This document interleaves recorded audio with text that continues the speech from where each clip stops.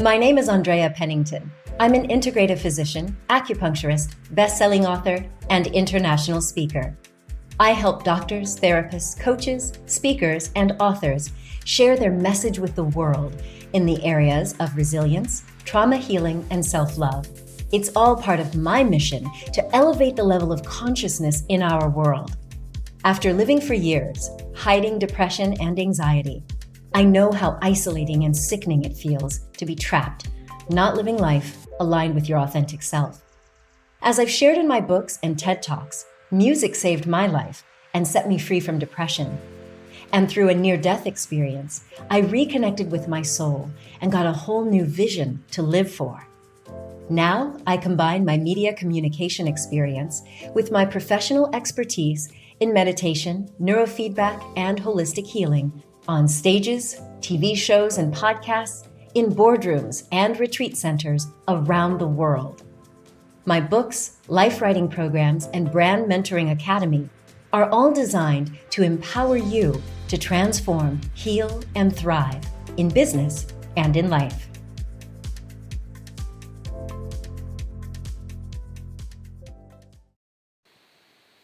Hello, hello, and welcome, beautiful soul. Happy Thursday to you. I hope that all is well in your world and that you are thriving.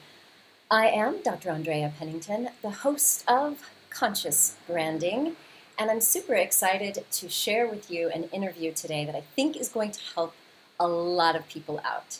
Now, I am typically working with doctors and healers and therapists, and since I moved into this space of building personal brands, I've met a lot of you who really struggle with charging what you're worth.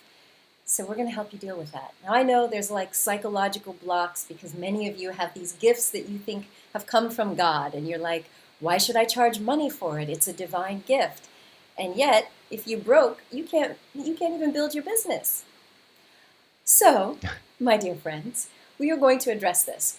I'm excited because joining me today is Jonathan Stark. And he is a former software development guy. And you're probably wondering, like, what is he doing here? Well, he is the author of a book called Hourly Billing is Nuts. He is personally on a mission to rid the world of hourly billing. It's aggressive, I know, right? But it's so important that I coerced him to come and address this audience. We're not a bunch of software developers per se, but we definitely feel like we could use some help switching to what we call value-based pricing. And I can't wait for us to have this conversation. You can also share your questions with us. And let me get my little camera and thing together here. Voila, voila, voila. Coming up in just a second. Technical difficulties. Are you kidding me? Okay. 2 of me, 1 of you. There we go. I'm going to get rid of 1 of me here. I've got extras. There we go. Lovely. Well, thank you so much, Jonathan. Thank you for being with us here on the Conscious Branding Podcast. Okay, my pleasure. Thanks for having me. Obviously, a lot of service-based individuals get into the mindset that, of course, you're going to bill by the hour. Now, in your particular profession, why do you think that is absolutely nuts? Or your former hourly profession? billing, sure. Hourly billing to me is it is on professional services of all kinds.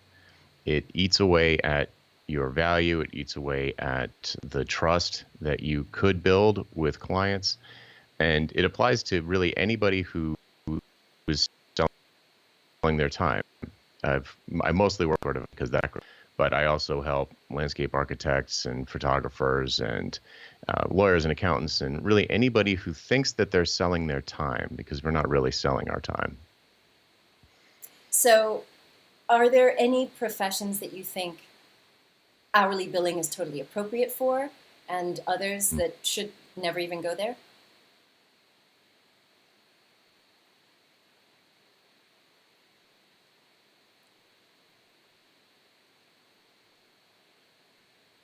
I mean, sessions, something session where you share the hour. Maybe work at a restaurant from it to an hourly shift. Accountant, developer, whatever, consultant, coach, advisor, healer. You really, no one wants your time. That's not what they're looking for. We think of it when our profits were our cost, but no one really your cost. If you have a 20-ounce bottle of Coke, you don't really care how much it costs the Coca-Cola company to make it. It's either worth $1 or it's not. So you're going to buy it or you're not. So if you're a software developer or a healer or a doctor or whatever you are, what your clients are looking for is a result. They're not looking for your hour. I mean, let's say you're able to charge $200 an hour for some kind of a coaching session. This very same person would not pay you $200 an hour for you to wash their car. It's not your time they want. Right. It's an outcome. So I get it. Outcome. Now, somebody has already written in, I think it's Dr. Raj. She's asking, how do you mean that hourly billing erodes trust? What does that mean exactly?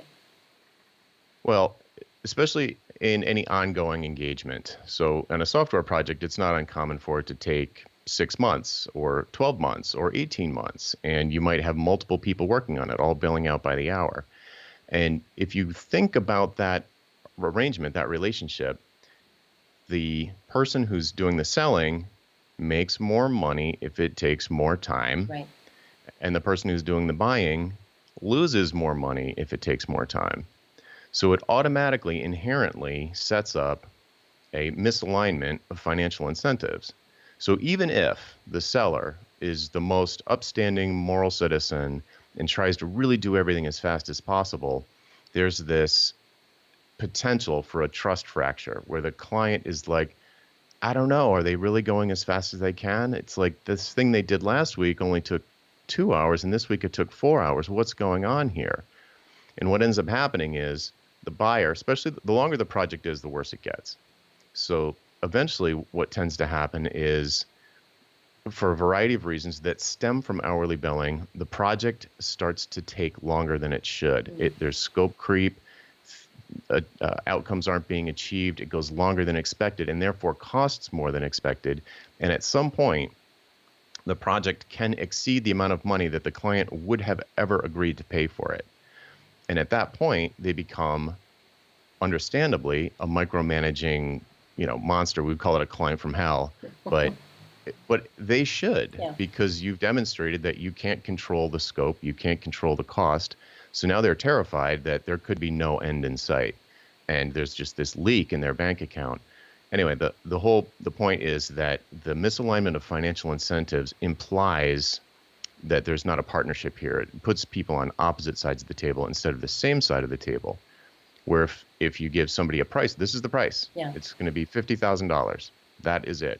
And we're going to achieve these outcomes for you. These are the outcomes you want. They're worth $50,000 to you, and we're going to do it, even if it takes us twice as long as we think. So it puts your skin in the game, so to speak, where, it's on you to finish as quickly as possible, and the client wants you to finish as quickly as possible. So now your financial interests are aligned. And in other service-based industries, in your book, you say that it actually gives us the incentive to get better. So we can level up our skills, because if we get a job done faster, but it's still as valuable, we can charge what it's worth and still have even more time such that we could scale. Now, how would that transfer over? So I know we have some folks listening who are typically thinking, okay, I'm going to work with a coaching client. It's probably going to take X number of sessions, let's say 8 sessions over a couple of months. And they're thinking about, okay, well, what is my time worth? Maybe I want to make $50 or $100 an hour. Why would that be the wrong way to bill out? It's suboptimal, because there's so many reasons. I'll start with this one. Okay. So if you set up an arrangement like that, it's fairly common, maybe not in your industry, but it's fairly common to just get started without defining and agreeing to a desired outcome. What are we trying to accomplish here? So if you imagine a situation where somebody says, hey, you came highly recommended. My friend said you changed her life, but doesn't specifically say how. Just my friend said you changed her life. I want to work with you. What's your hourly rate? And you say $50 an hour. And they say that seems reasonable. And you set up a recurring meeting, and and you start your coaching. You've never discussed what the person's trying to achieve. Mm. This new client might want something different than your old client, or this new client, if you talk to them and decide, talked about exactly what goals they were trying to achieve or what they were trying to change, what transformation they wanted, you might not have the confidence that you could help this particular person. Mm. But in an hourly model or per session model, or however you would call it, you don't necessarily figure that out first. If you are already figuring that out, so whoever's listening might be saying, no, I have a diagnostic session with them first, and I decide if they'd be a good client, and I decide if I have any confidence that I can help them with this transformation. Well, if you're doing that already, you could just say, okay, what's this transformation that you're looking for? And you and the client come to an agreement about what it is. Then you could say, all right, I'm highly confident that I can do that. It'll cost $10,000, and here's what we're going to do. It should take, it won't take any less than 3 months, but I don't think it'll take longer than 6 months. And they can decide if that, how much they trust you, how much they believe that the transformation is real, or you can help them make it. And then they'll decide if it's worth it. I like that. So I like the idea. For me personally, I mean, it doesn't really always work in healthcare to give milestones and say, these are the specific things we're going to achieve. Because Right. in health, it's a two-way street. If I can put someone on a diet, but if they don't eat and they don't exercise, I can't guarantee them a certain number of pounds of weight loss. But in the coaching world, there are some metrics we can use in the example you've given. But let's also talk about value, because for some people, the work that we do as healers or coaches, there is something tangible. Of course, we can eliminate pain. We can get you off of your high blood pressure meds. But for some of the things that we're doing, it's intangible. It's like, I'm going to help you build confidence. Yep. Is that something that could work with value-based pricing? Sure. I don't know if I would use value-based pricing for that, but you can. So there's another thing called productized services, which takes your time out of the equation and just promises a fixed scope of engagement. So which isn't really what we're here to talk about, but you can, to get back to your question, you can do that. So you could say, if you're going to have a conversation with a person who had confidence problems, you could say, well, how do you know you have a confidence problem? How do you know that? Mm-hmm. And they would say, well, what you tell me, what would they say? I see where you're going with this.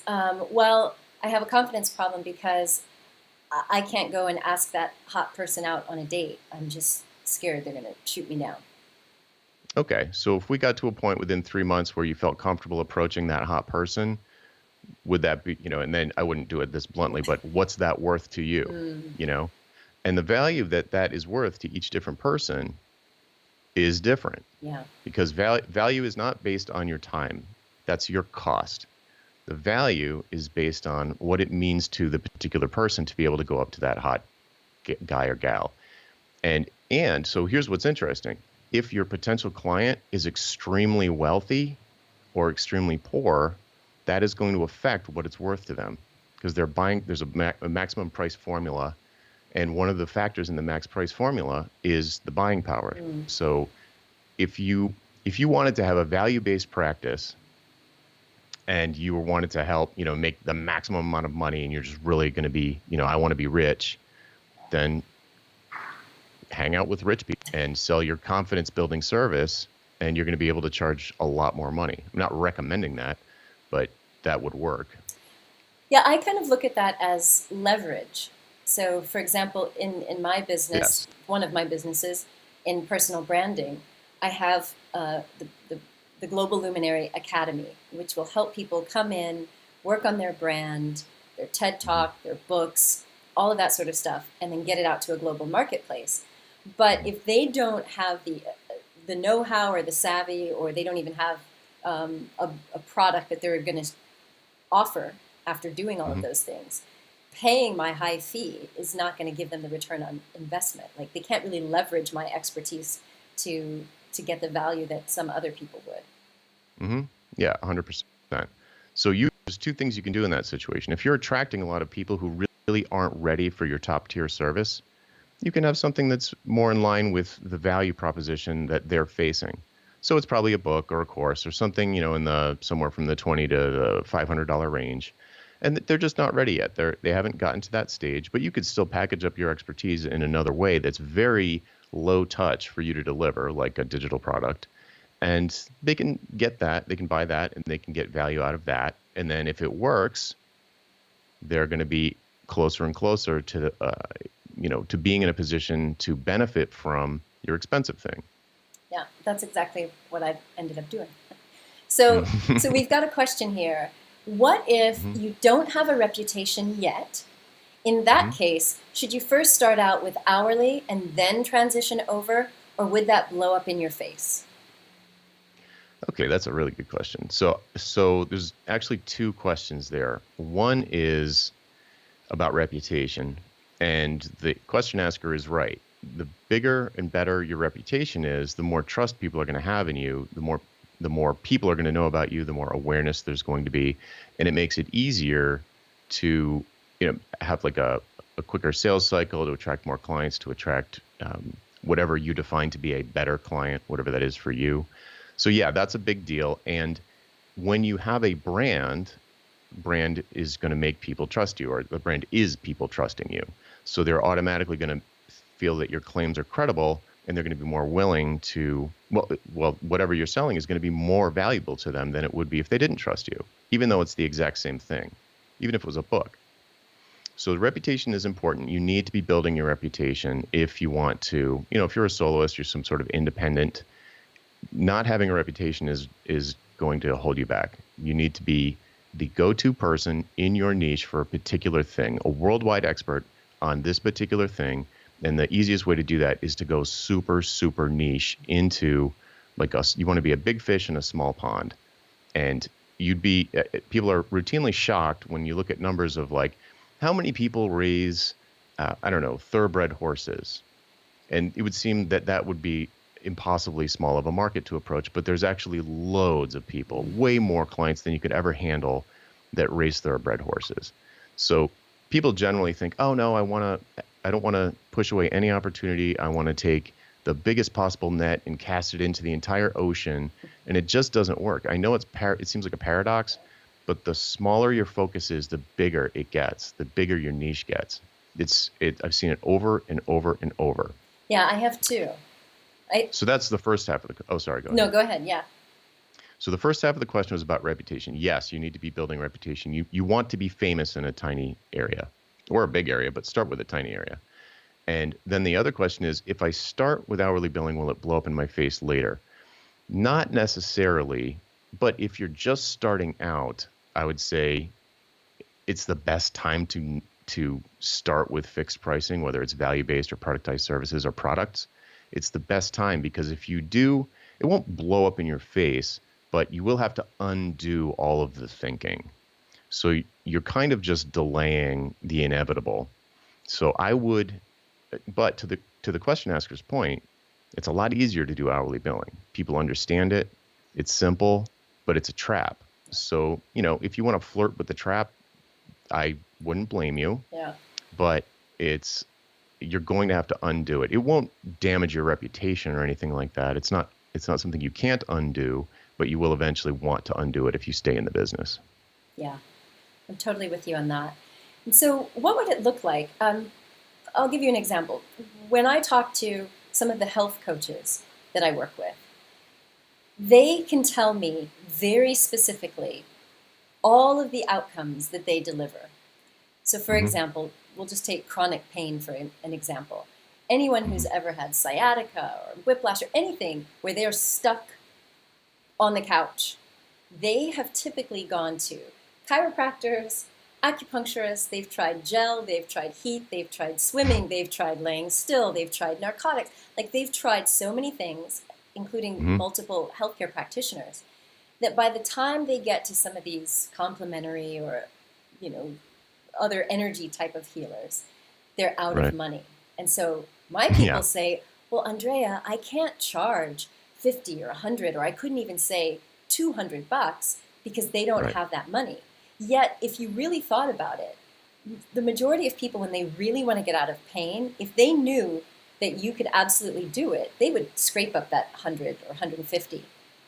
And if they Yeah. like looked at all that they've spent to come up with the value-based pricing, if you think of your average client who has spent, say, $3,000 in all of the diagnostics and treatments and homeopathy and on and on and on, Sure. that to me is how I would kind of look at the value of saying, if I give you 6 treatments, let's say, based on Hmm. my reputation and what I know I can do, that to me would be worth that $3,000. But how would you Hmm. look at it from a practitioner's standpoint? Yeah. So the health space is sort of a third rail for value pricing because it gets scary in terms of like it's almost extortion. You're not threatening them with Yeah. bodily harm, but it's kind of like you're withholding pain relief. So to me, it's a touchy area. At the same time, you do need to fund your mission. So if you're on a mission to, you know, I don't know, spread energy healing across the world and sort of scientifically prove that it works and have like all these, you need to fund that mission. If you don't have money, that's like running out of oxygen for a person. Business needs money.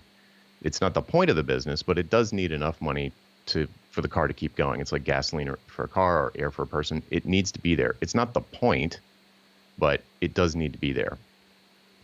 So to your specific situation, this happens in the software space pretty commonly too, where somebody hires a really bad developer who bills them by the hour. The project goes double over budget. Now they're completely broken. They have nothing to show for it. Mm. In the software space, I feel a lot less bad about not taking that client. If this is someone trapped on the couch with sciatica, I'd feel more bad. So, everybody's going to thread this needle the way that they feel comfortable. But you could certainly say something like, if I could guarantee that you will be doing jumping jacks in 6 months, would that be worth $1,000? And they will probably scrape up the money. And if you can't do it, you give them the money back. Yeah. So you need to be really sure you can do it, which is going to mean probably meeting with them first, asking them some questions and doing some diagnostic to give yourself the confidence that your claims are going to be valid. And if you put your money where your mouth is, you can charge a lot more money than you normally would because it takes the risk away from the buyer. And what ends up happening is you'll end up with happy clients. No one will feel cheated because if you actually failed, they get their money back. They'll be disappointed, but at least they got their money back. So they'll tell a good story about you. She kept her word. Yeah. But if you have to keep giving people their money back, you're going to get way better at that diagnostic, and you're going to get way pickier. You're going to get way more realistic about your actual results that you deliver. And you're going to get better at delivering better results if you are financially penalized when you don't do it. Now, there's some compliance. You got to decide what you're going to guarantee, because Yeah. if the patient doesn't comply, you can lead a horse to water, but you got to figure that out for yourself. And with developers or with marketers or with photographers, there's a similar problem here because they are upstream from any outcome usually, or the final outcome. So if you're a marketer and you say, yeah, I could redo your entire website. I could do your marketing calendar over again. But why would you pay me $1 million to do that when it's not going to directly translate into any sales? I can't affect your sales. You could screw up your sales 100 ways from Sunday, even if my marketing is flawless. And they would say, well, no, we believe that if you could increase, let's just pick, if you could double the traffic to our website, we're confident that we can take it from there, and our conversion rates down the funnel will be great. And your piece, your contribution will lead to this outcome that we really want.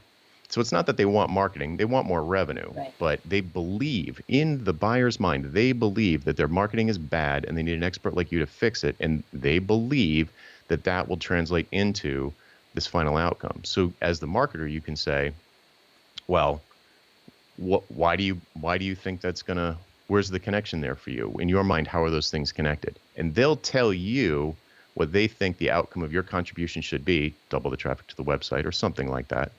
And then you can say to yourself, based on the current state of the website, do I believe that I could actually do that? Can I hold up my end of the bargain? And if so, I can set a price for it.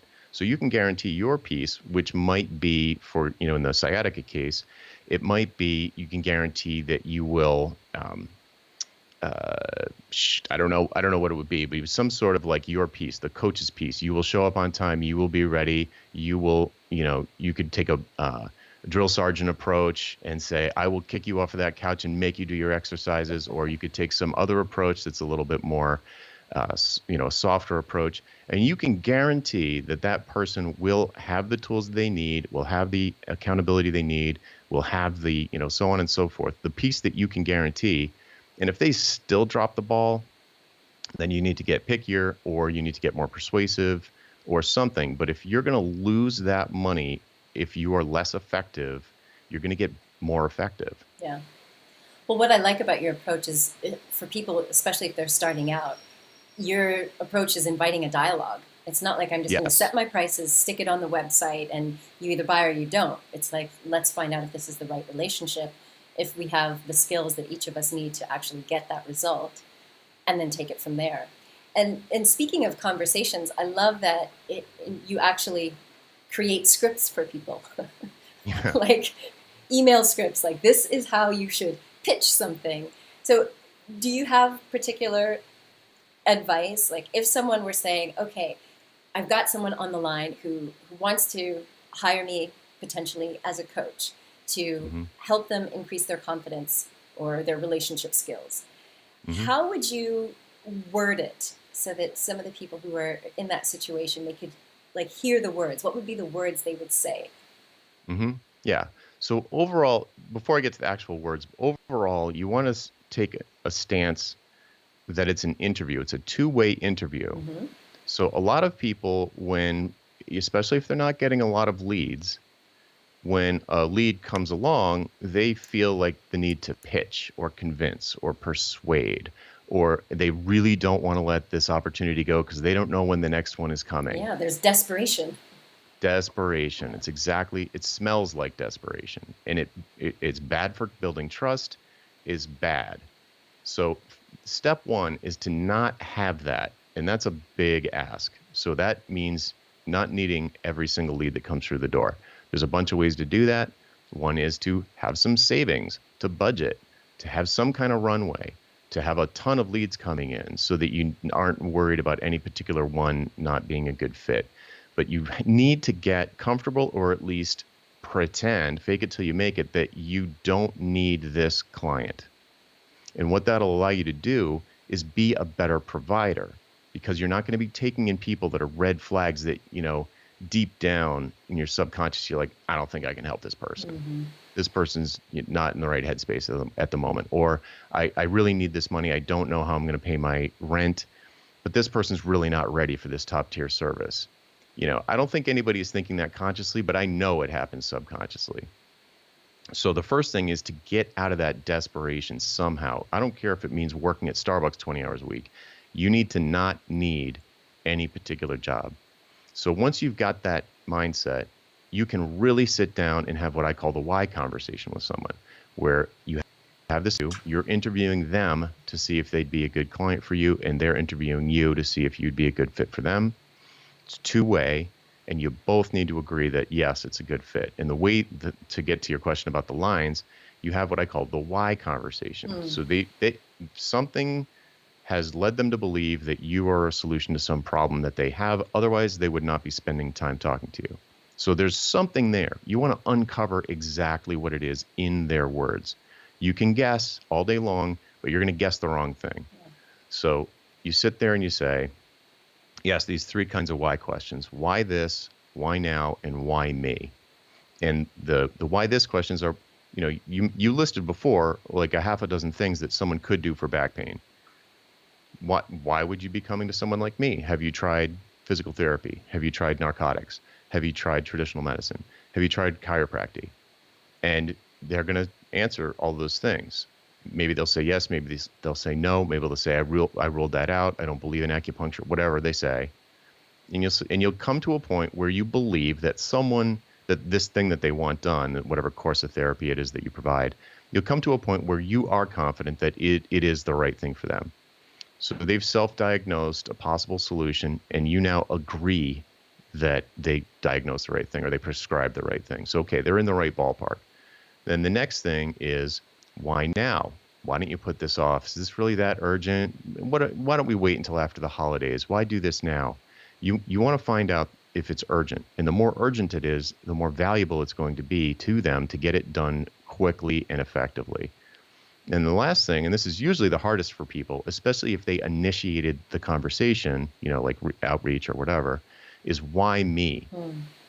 Why would you hire someone like me to do this? You know it's expensive. Your friend that introduced us said it was expensive, or this office that I'm sitting in is obviously expensive, or this outfit that I'm wearing is obviously expensive, or this diamond ring or whatever. Like, this is going to be expensive. You know it's going to be expensive.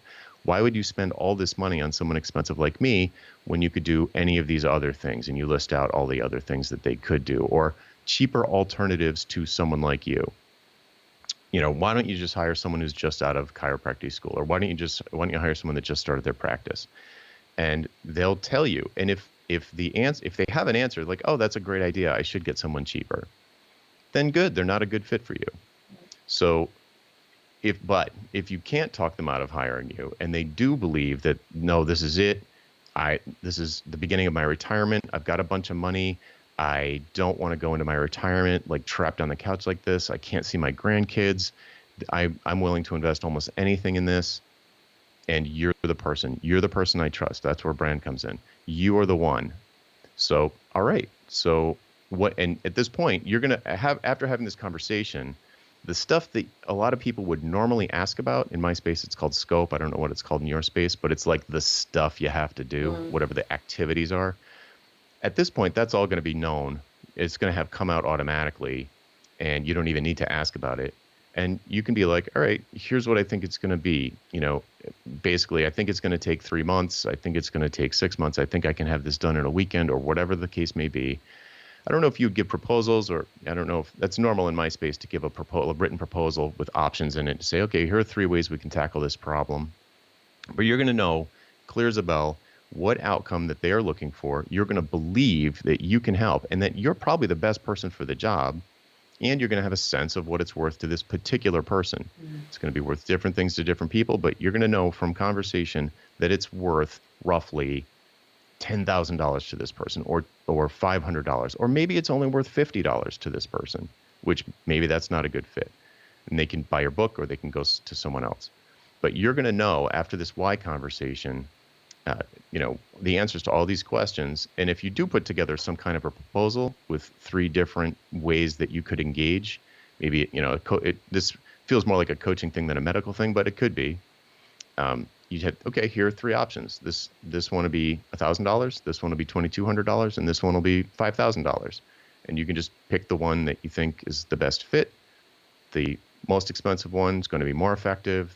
The least expensive one's going to be less effective, maybe less accountability or fewer meetings or whatever. I love all of those 3 whys, and I think it is critical because you're getting that person to convince themselves, as you said, and there's this sense of engagement up front. And one of the things that I think is really interesting about this conversation is the resistance that it brings up in people.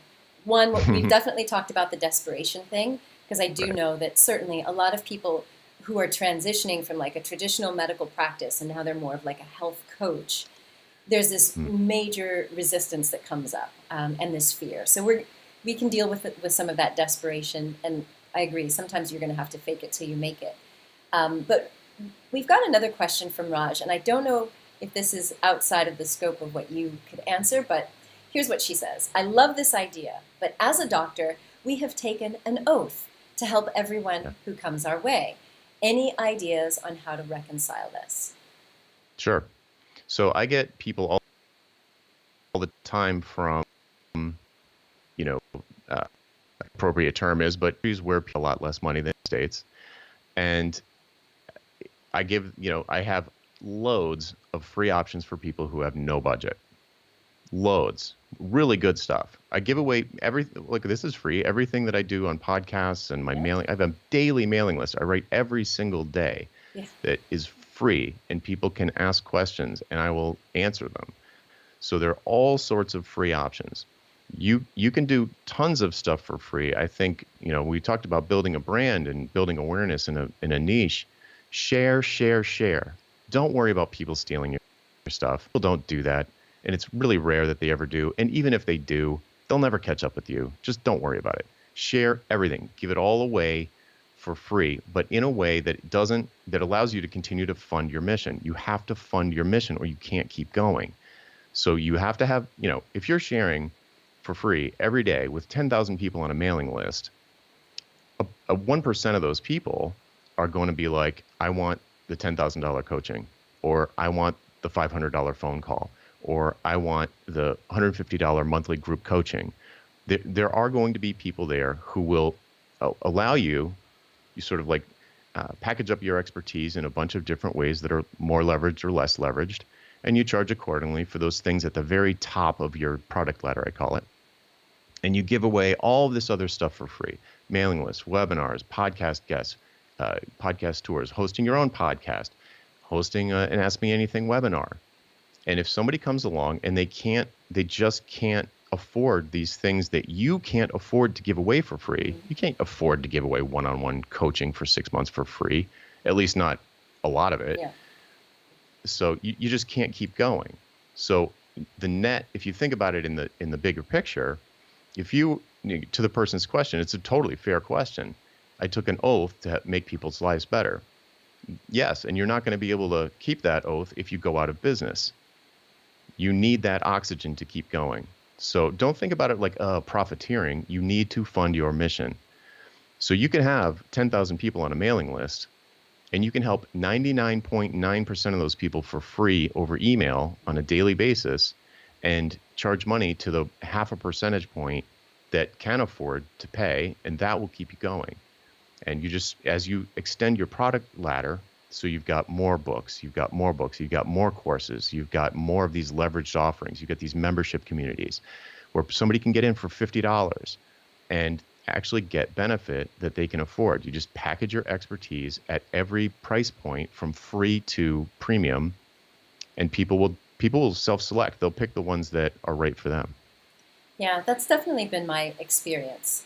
When I stopped doing clinical medical work, I switched over to give all my knowledge away for free.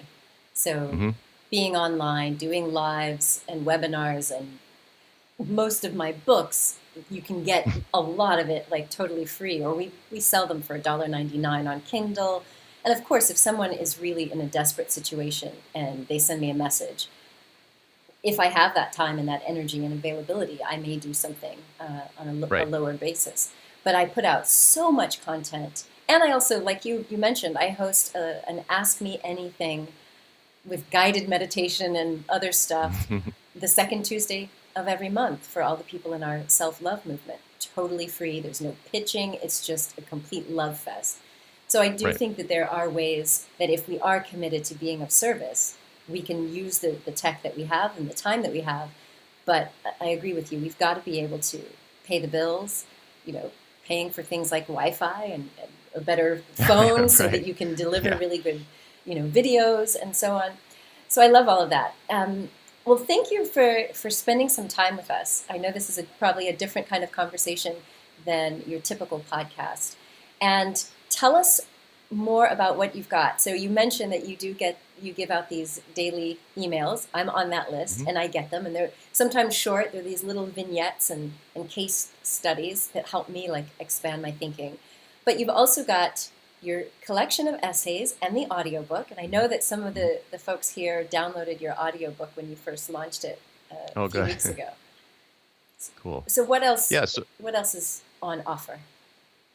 I mean, the best place to go if you're interested in this subject is to valuepricingbootcamp.com, and you'll get a 6-day free email course, and they all come from my personal email. You can reply to any one of the messages if you have questions about any one of the topics. I go in depth into 6 different topics that we sort of skimmed across here, and just reply to that, and you'll get me. I reply to either directly to everybody, or if I get a lot of the same question, I'll just do one big email to the whole list about like whatever the common question is. But I read every single email. I reply to as many as I can, usually all of them. And I'd love to connect with people here. It's fun to talk about these concepts in a space that's foreign to me. It's very, it feels very like a growth thing. That's good. That's good. You look at it as a challenge to grow. Right. Well, thank you. And we've gotten some thanks from the people in the community who are watching as well.